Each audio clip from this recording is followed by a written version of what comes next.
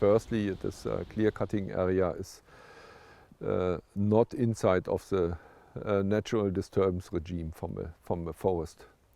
And clear cutting is not a disturbance area. That is also a very big difference. The disturbance areas like wind through or a fire area, they produce completely different ecological situation in relationship to the clear cutting area.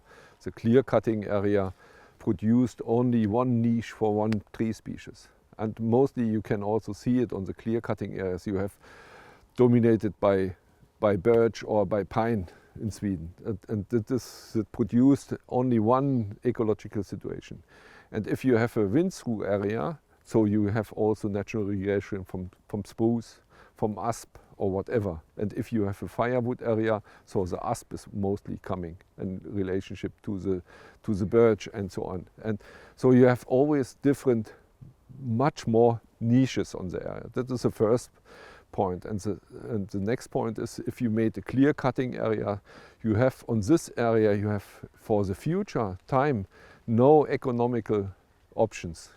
Yeah, so you have cut down, you have many money on account, but after this one you must wait really long time for the next income from these areas.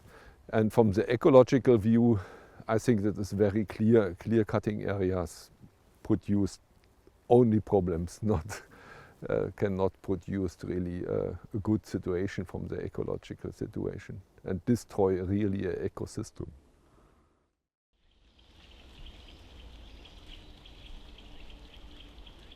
If you would like to start with a close to nature forestry in your forest, I think the first one is you are not using clear cutting areas. And the next one is we are reduced all the influence to the natural development of the forest. And what does it mean? So we reduce the planting activities, but we can also do nothing planting activities. We reduce the thinning activities, and we have a strong focus on harvesting of the best harvesting diameter trees. And this best harvesting diameter trees produced for you the best money for the forest.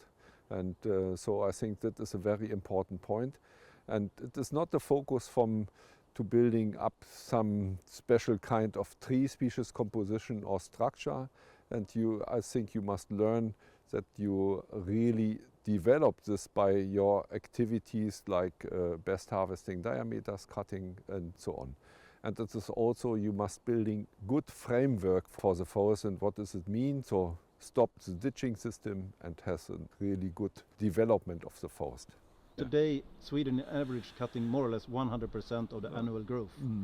And I think that is the first thing to maybe reduce the cutting rate to be able to build up the forest in terms of age and volume and so on. From my view, it is not the goal is not to reduce the cutting quota, but from my view is to has a big focus on the best value trees. Yeah? And with this one, the value of the cutted trees is increased on really strong manner. So if you cut down the trees, they have a best harvesting diameters, so your income you can per cubic meters you can double it.